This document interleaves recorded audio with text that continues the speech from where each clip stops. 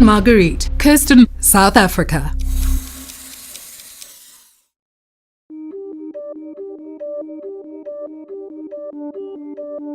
I have grown up with various medical conditions regarding kidney disease.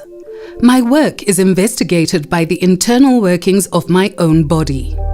The materials I use in my art installations represent the ephemeral nature of my body, and therefore the materials that over time decays, reminding viewers of their own visceral flesh.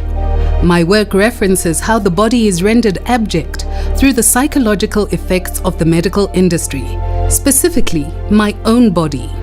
Embodiment attempts to strengthen and dignify my body.